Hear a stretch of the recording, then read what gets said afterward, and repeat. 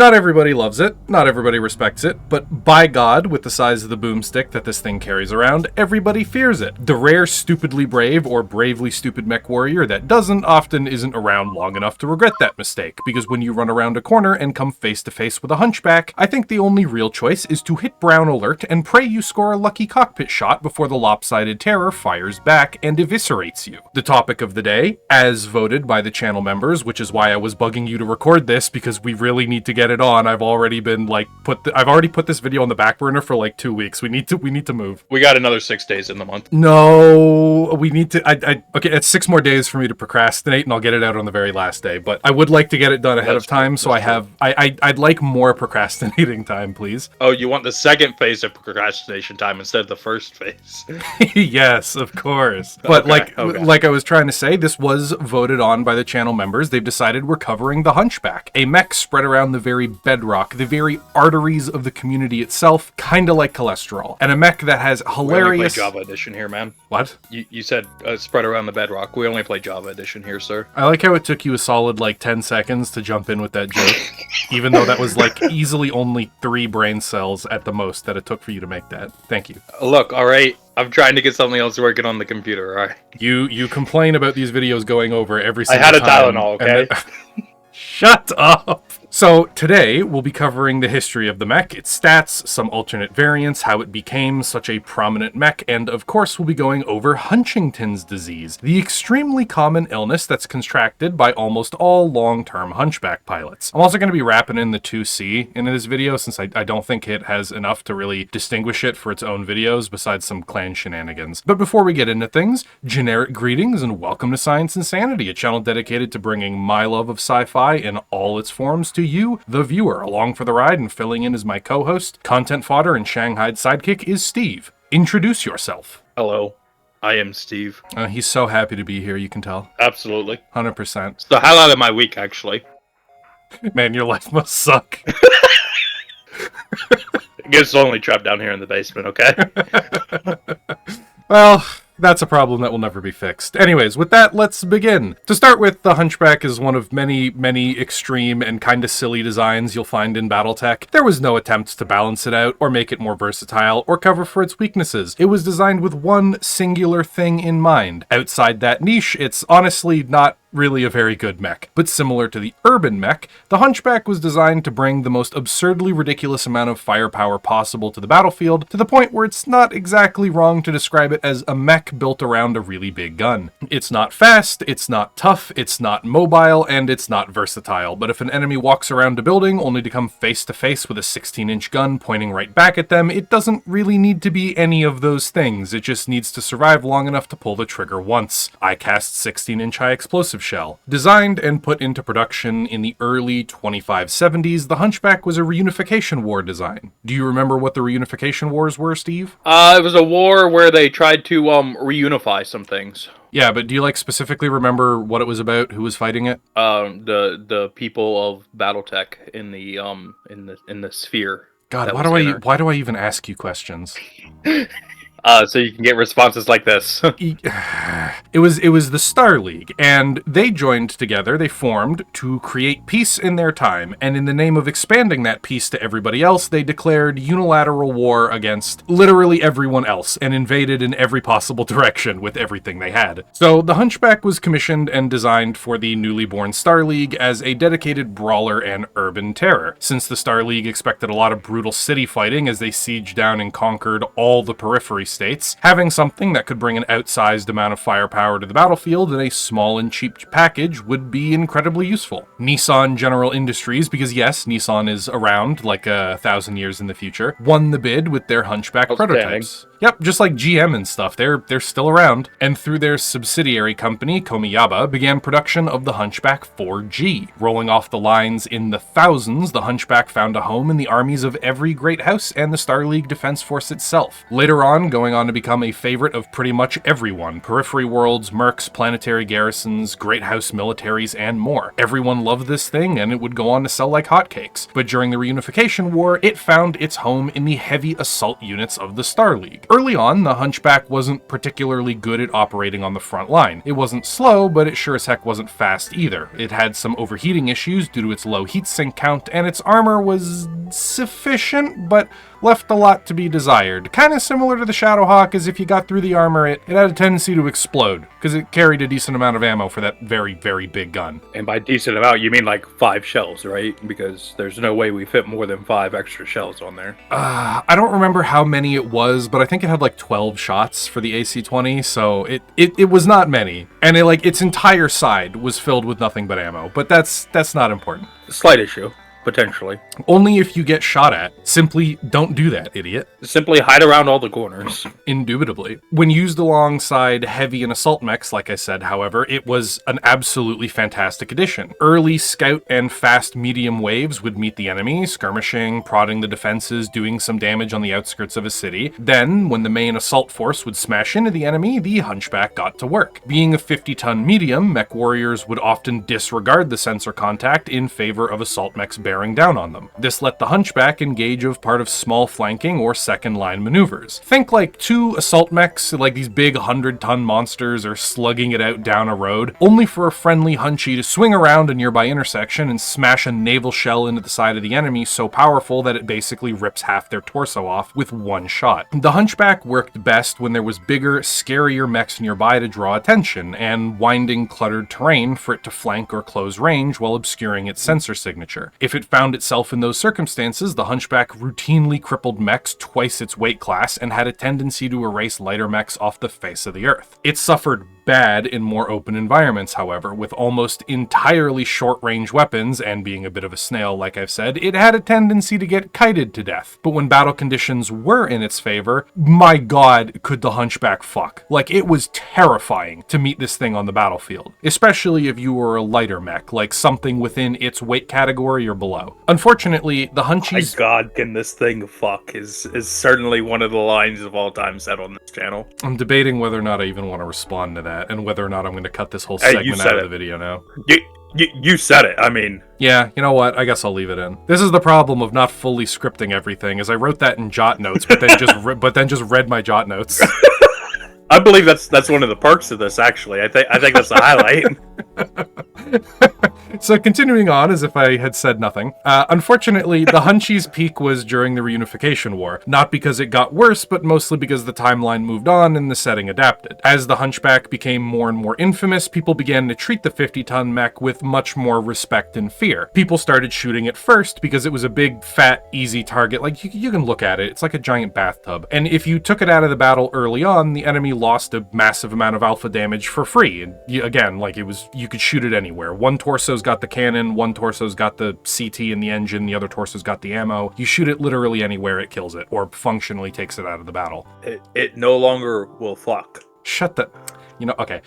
There was also the issue, moving on, that it had become so popular that almost everyone knew what its strengths and weaknesses were. It became incredibly common for people to target the Hunchie's left side, where that very prominent hunch was, or the right side, where the lackluster armor meant that it wasn't that hard to cook off the ammo stored behind it. It was also extremely common for people to try to just slam some firepower into the gun barrel itself, because it was usually a relatively obvious target, and if they could damage or disable it, it would take an extremely prominent weapon off the battlefield without needing to deal with the rest of the mech it was attached to. But despite that, the Hunchback was still a force to be reckoned with. Frankly, I think the fact that people would go out of their way to deal with it first over other much bigger, or in many cases much more universally effective mechs proves it. You don't devote that kind of pre-game strategizing or planning to a mech that's unimportant or easy to sweep aside if you suddenly encounter it. But the Hunchback did evolve with the times, sadly losing most of what made it such a wonderful meme as it did. With the succession wars beginning in the wake of the Star League Civil War, the Hunchback found itself in a bit of a weird spot. The autocannon parts became harder and harder to come by, and battles were trending more and more towards long-range options and endurance fights like missiles and lasers, as the various forces tried harder and harder to avoid losing units in close-range pitched battles. Compounded by the destruction of the Hunchback's main factory and development company, there was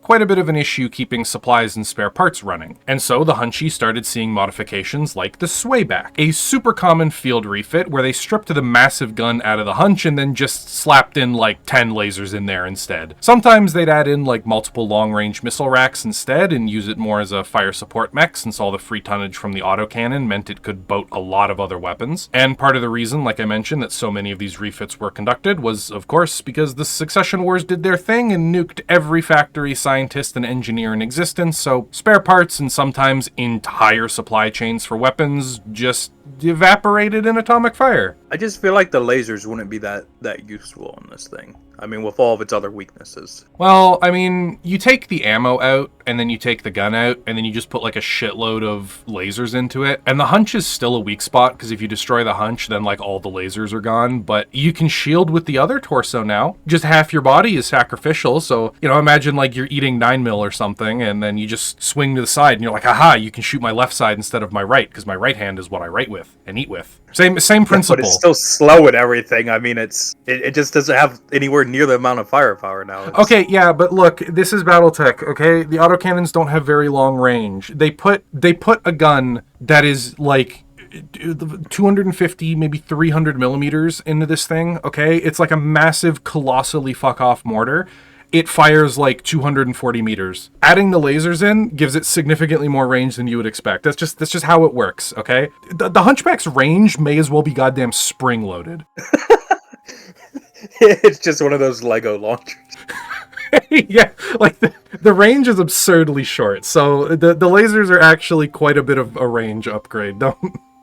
Don't worry about that. Okay, I understood the long-range missiles, though. I mean, those made sense. I mean, out of everything, those are probably the most, like, reasonable refit that the Hunchback probably got throughout the Succession Wars, but Fuck being reasonable. Yeah, screw that. This is Battletech. Which, you think we're reasonable here? The clans exist. The Capellans exist. The Draconis Combine exists. Whatever the fuck the Banshee is. The Shadowhawk, they exist. Like, we hate the Banshee on this channel. I hate that mech so much. I hate everyone that says it's good. No, it's not. Shut up, you're wrong. Anyways, attempting to get back on track, around the end of the Succession Wars, the Hunchie started to reach the end of its lifespan. There was just better mechs being built, new loadouts that gave it serious competition, and in many cases, the slow march of technology and time was catching up with it. People just could find better alternatives that could do the same thing while not having the same weaknesses. The thing that ended up saving it, though, and probably the greatest thing that happened to the Hunchie, was the Fourth Succession War and the clan invasion that came after. Because all of a sudden, not only was Lost Tech available in bulk for the first time since the Star League, there was also a massive, desperate need for anything and everything the Inner Sphere could throw into the meat grinder to stop the clans. And unlike mechs like the Bushwhacker, Hatchet Man, or refit of other mechs, the Hunchback was a stupid simple brick by comparison. Throw double heat sinks on there, upgrade the LB-20 to an LB-X, and add a fusion engine, and now the Hunchie can sprint with the light mechs while delivering enough slap to send heavies straight back to the mech bay. It was also, hilariously,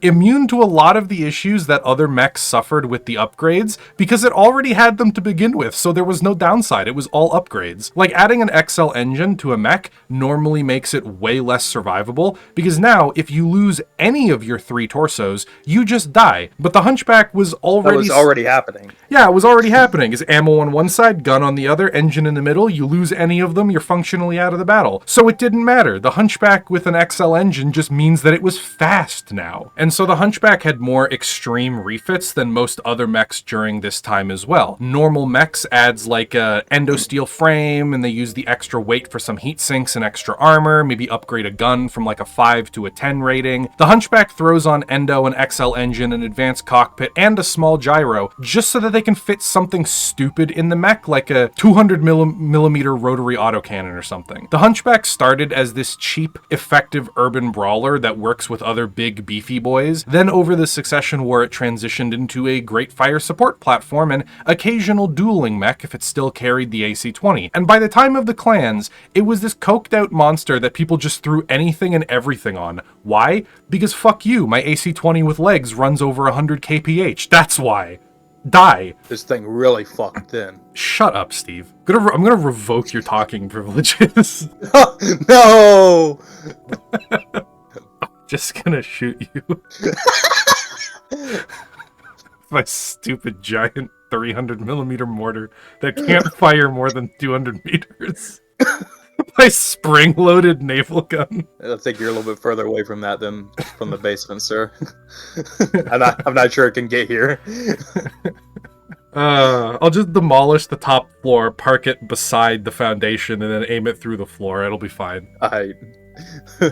It even adds some ridiculous stuff like jump jets thrown on there, so you think you're safe hiding on a ridgeline or something, and it's just, behold, gaze upon my rapidly ascending heavy Gauss and despair. Or you're holding position at long range, and then all of a sudden you get slapped by like 4 particle cannons and suffer the sting of a bunch of light PPCs that double as a dozen tons of ECM, because why not? It became a walking ordnance platform that hefted like heavy mech level firepower into battle on a 50-ton chassis. And this really gave it a new lease on life. Even into the Ill Clan era and past the Word of Blake kerfuffle, the Hunchie still finds new and ridiculous refits that keep it functioning, relevant, or at least interesting in the current timeline of Battletech. But the soul of the mech, that oversized hunch full of death, has rarely been changed. Though there was that one attempt at quote-unquote replacing it with the Quasimodo, which is a terrible mech. By the way, do you get it? The Quasimodo? No. What? Have you not? Okay, a Hunchback of Notre Dame. Okay, I understood that part. Okay, but like, do you get the... It has been like 20 years since I've seen that movie, sir. God damn it. Okay, look, it's the Hunchback. It's got a giant hunch, okay? But then the Hunchback of Notre Dame, the actual Hunchback's name, the character's name, was Quasimodo. Get it? So it's like... Oh. Anyways, though, yeah, the... Quasimodo was really shit. I'm sure people took that thing seriously as a replacement for the Hunchback, definitely. I hate the Dark Ages so much. It even, the thing that gets me is, like, it looks pretty cool. And, like, I can see it as the spiritual successor to the Hunchback, because it's, like, it's got that similar look. I'll throw an image of it in Picture Printer. But it's just so bad in every other way. It's just a bunch of lasers. What happened to the giant gun? What happened to the meme-worthy level of firepower? So when we do the lasers on this, it's fine. But when we refit it with lasers... I'm sorry, when we do lasers on this, it's not okay. But when we put lasers on the refit, it's fine. The refit Hunchback has like 10 lasers. This has 3. Surely they're really powerful lasers. Not really, no. The refit Hunchback carries the soul of the Hunchback, because it's like, what if we put an absurd level of firepower that this mech chassis can in no way sustain? Like, you alpha strike twice and you just melt into slag from the heat, and but they're just like, it's good enough, it's tons of firepower. This thing is just, oh, I'm a Hunchback in appearance only, but I'm weak and crippled and slow, please don't hurt me. I hate it, it's awful. It even keeps the head pigeon laser, but it's not funny on the Quasimodo like it is on the Hunchback. Now seems like a great time to just hard swerve into the Hunchback 2C. You see those images with the Hunchback that's got like 2 hunches and like double the guns? He's just really been doing delts, man. Okay, the first one with the white background, that's just an edited version of the normal Hunchback. That miniature below it, that actually is the Hunchback 2C. So in this case, the Hunchback 2C isn't like an actual clan development. They basically just took the Hunchback and then refit it with clan tech, and all the Hunchbacks they captured or destroyed during the clan invasion, and then they refit them into this. Do you want to know what the clans used them for? Yes, but first I would like to know why there's cocaine on the bottom of that miniature. That's snow. It's on a snowy, rocky environment, Oh! Steve. That is in fact what they call that as well, so... Oh my god. Okay, look. It's snow. Water, snow, alright? Nope. It's water, snow. So anyways, the clanners, those wonderfully dented fools from the outer reaches, looked at the Hunchback and went, ah, yes, I shall refit this mech with the express purpose to kill myself. I feel like we already had that pretty much accomplished. We didn't need a refit for that. No, but this one is like extra double definitely meant for it. Okay, so look, the clans have this thing about dying honorably in combat, right? If you can't achieve death on the battlefield, most clanners are extremely unhappy and tend to go a little bit insane once they hit the ripe old age of like 30. Being demoted to a Salama unit, or rear line reserve force essentially, is the ultimate disgrace. So they looked at the Hunchback and went, you know what?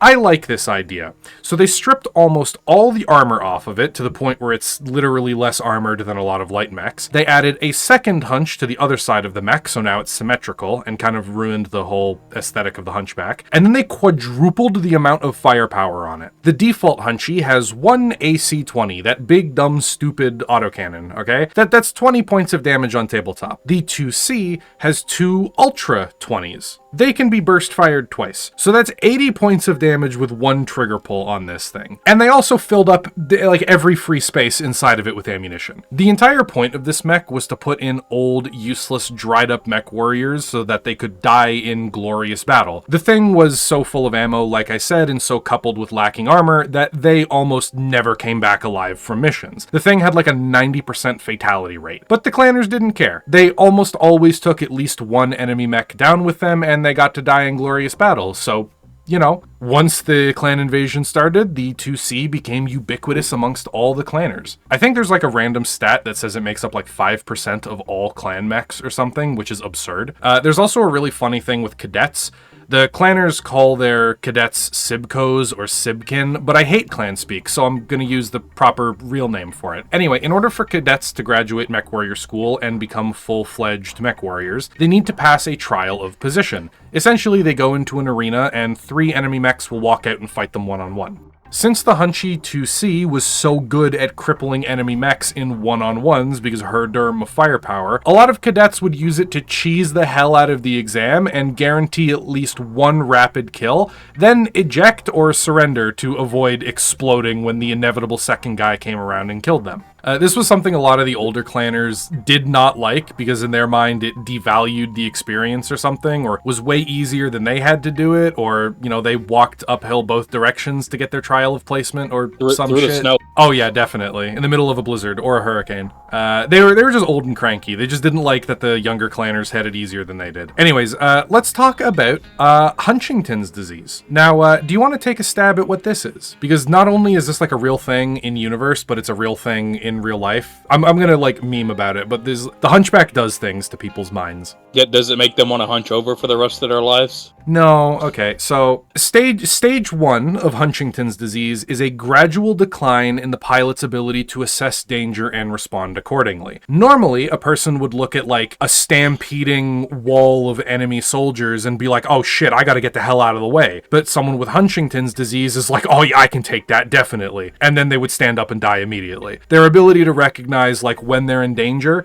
gradually declines and eventually goes away entirely. This is rather self-destructive, as I imagine you could assume. Are we sure the actual clan's innovation wasn't just giving everyone Hunchington's disease to make sure they all die? No, this is a very unique thing. The end result looks very similar. Both of them have depressed forehead that looks like their entire frontal lobe is missing, but how they got there is very different from the clanners and people with Hunchingtons. So this is the only stage where you can reverse the effects. If you get the pilot out of the Hunchback and get them piloting any other mech, and hopefully one that does not have a ridiculously big weapon in it to avoid relapses and stuff, you can maybe potentially save someone suffering it. The second stage is it's already too late. They're done. All right, you might as well throw them out the airlock. Second stage is the onset of involuntary trembling and twitching, mostly localized in the hands and arms, and most prominent in the trigger finger. This is basically when they've lost most of their touch with the reality, and they're just like a junkie, permanently trying to get the adrenaline fix of firing that giant autocannon into whatever they can. They, at this point,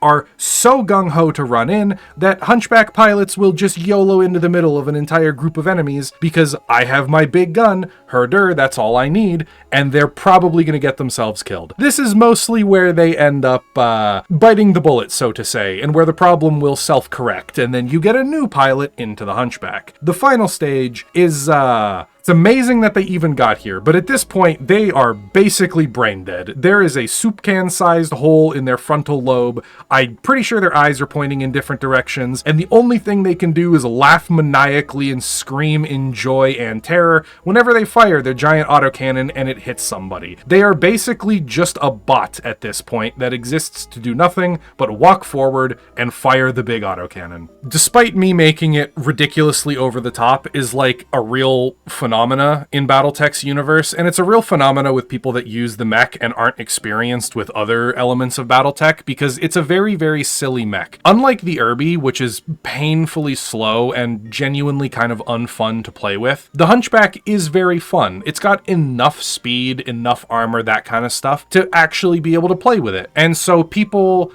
in real life that are new to the game or that haven't really experienced things will kind of gravitate to the Hunchback because it's got a really silly big gun. It's a lot of fun to play with.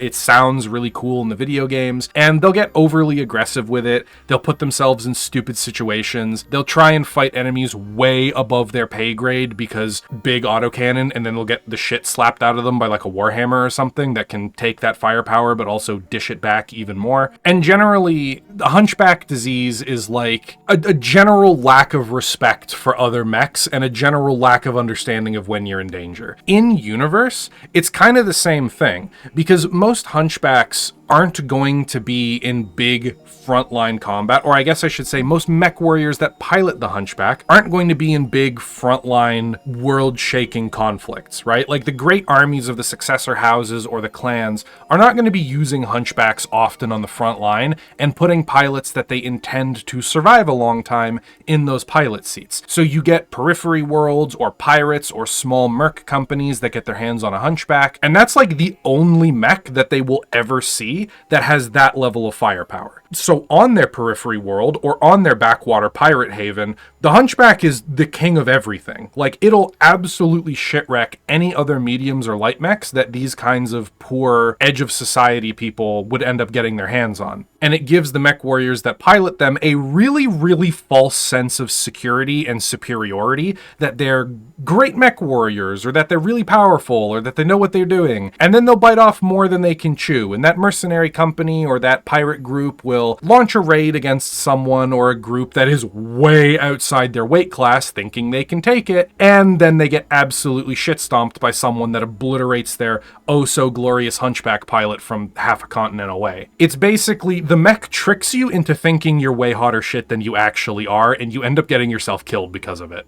Absolutely outstanding. Yeah. Fun fact, the easiest way to tell when someone has reached stage 3 of Hunchingtons and when they are basically like lobotomized is they will repeatedly post hunching intensifies or talk about how their hunching is intensifying whenever they do anything. You can see perfect examples of this. This is a wild case study, by the way. If you look in the image discussion channel, you will notice that the moment the Hunchback was mentioned, someone with terminal Hunchington's disease immediately ran in there to start screaming. Truly a perfect case study to look at these specimens in the wild. Truly. That idiot, he ran right into it. He ran face first into the trap.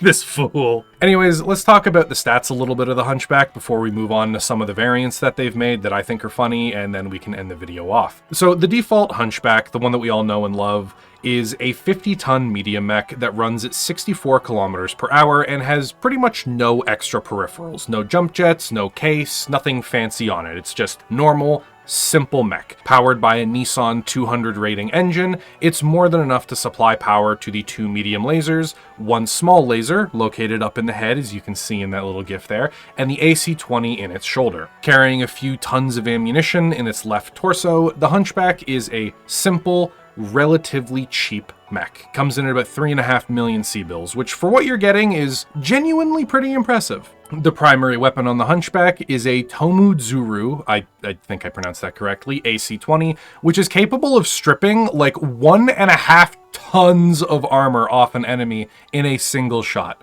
Like if you took like 1.5, that's an enormous amount. Seems good. That's an enormous amount. Most mechs in and around its weight category don't even have that much armor on any given component. So most of the time, when the Hunchback is fighting mechs of its size, if it hits them anywhere, it blows clean through the armor and into the structure underneath. It's a very dangerous weapon for the tonnage. The 2 medium lasers are 1 in each arm, and there is a diverse optic anti-pigeon feel-good laser mounted next to the head. Oh yeah. Its top speed was 64 kilometers per hour, which is reasonable. That's enough speed to keep up with the vast majority of heavies and assault mechs. Its cruising speed, however, which means like non-running, which generates extra heat, it's only 43 kph. It's not great, so it takes a little while for it to close into proper range if you put it in a more open environment. That's why the early versions of it really favored urban or cluttered environments where it could use hard cover to close in. It was protected by 10 tons of standard armor, pretty decent for a medium. All of this was cooled down by 13 single heat sinks, which were adequate, but not quite enough to keep the mech cool. So you did need to show some trigger discipline when using it. You couldn't just fire everything nonstop all the time, or you would overheat relatively quickly. You couldn't fire all 12 rounds. I'm pretty sure if you only fire the gun, I think you've got enough heat dissipation to do that. But if you're firing the lasers as well, you will. So. Yeah, look, okay, the amount of heat generated by ballistics and Battletech is not that high, but it's still pretty chunky for an AC-20. This is like the biggest caliber of autocannon you're going to be able to get. And for the most part, this is all of relevance on the default Hunchback. There's really not much to go over here. It was very simple, very cheap, very easy to work with and repair. All right, let's get into the funnies. It's got a lot of variants, not as many as I think the Shadowhawk has, but it still has quite a bit. So you've got the Hunchback 2, 4H, 4J, 4N, 4P, 4SP, 5H, 5M, 5N, 5P, 5S, 5SG, 5SS, that one is very dangerous, 6N, 6S, 6P, 7X4, 7R, 7S, the Hunchback C, the 4G, the 4G Shakir, the 4G Hohiro, and we've got some apocryphal ones like the 4HP, the Gridiron, and the Vest. So there are tons. Yeah, I wasn't of these paying attention. things. Can you go over that list again? No, unfortunately, you'll just have to listen to it in playback when I get the video up in the X number of years. The next 6 days. Yeah, the next 6 days. So there's only a couple variants that I actually want to go over. The first one is a periphery one that is just an absolute meme, because the periphery has nothing advanced, and they're basically running with medieval technology trying to maintain a lot of these mechs a lot of the time. In some cases, they literally store their mechs in like old castles and stuff. They just went for the most brute force option possible. They stripped out the big gun on the Hunch and instead put on some more lasers because, you know, easy to maintain, relatively stable on a battlefield, and then they put on 60 rocket tubes onto this thing. Do you know what rocket launchers are? No, I've actually never heard of a rocket launcher before in my life. Oh, okay. Well, in that case, they're single-fire tubes that fire a rocket-propelled weapon, most of the time an explosive kind. Sometimes they have a very big, very fast kinetic penetrator, but most of the time they're explosive. They go kaboom. I can't believe we're still using the RPG-7s in whatever year this is. Dude, it's gonna be like 30, it's gonna be like 35, 50, and the fucking buff and the RPG-7 are still gonna be around. Okay, they're never going out of style. It's just not happening. Anyways, yeah, so the periphery just slapped on an ungodly number of rockets, and this Hunchback, I think, might have the single biggest punch of every Hunchback ever. I think each rocket is like 2 damage, so it's something like fucking 100. Ooh, damage, man. Yeah, it's a lot of damage. It's like 3 banks of 20, and I think each rocket does 2 damage, so I think it's like 120 damage. I might be wrong. If it's 1 damage, then it's 60 plus the lasers, but that's still insane. But I think it's funnier to go with the high damage one and not check myself. Confidently incorrect is the motto of this channel. So the periphery one is really, really funny, but rockets are also a single-use weapon. They can't be reloaded on the battlefield like a normal missile launcher or anything else can. So this Hunchback has the least staying power. It literally just rocks up, vomits out a million rockets, probably kills whatever it is that's firing at, and then has to retreat back to base to get more ammunition. Based. The other one I wanted to talk about is the infinite ECM one. This is one you will see people meme about a lot, where they're like, you brought like a Guardian ECM. It's like 2 tons of electronic countermeasures. Joke's on you, I brought like 15 tons of ECM. And this is the 6P. Essentially, this Hunchback has, I think it was 3 or 4? I'm not going to bother checking. Confidently incorrect. Basically, it has a bunch of light particle cannons and a radical heatsink system to provide insane amounts of direct target firepower. So there's a meme that if you chain fire them correctly and you manage the cooldown, you can basically keep an enemy permanently with scrambled, ineffective sensors and targeting, because you're just slapping them with these massive particle cannons again and again and again forever, or at least until you melt your heat sinks and explode. Gonna revoke your privilege to participate in the battle. And that's pretty much it. There are 1,000,001 different versions of the Hunchback, but I only really wanted to talk about a couple of them because I don't have the time to go through all of them. What? We don't? No. There is one more that I want to talk about, but this is arguably the most disgusting one, and I hate that it exists. This is the 4SP, I think, and the 7S. I'm going to throw a picture in the picture printer. This is... What the hell is that? It's a Hunchback with no hunch. They just have 2 small missile launchers, 2 SRMs in each side torso. We moved the hunch to the middle.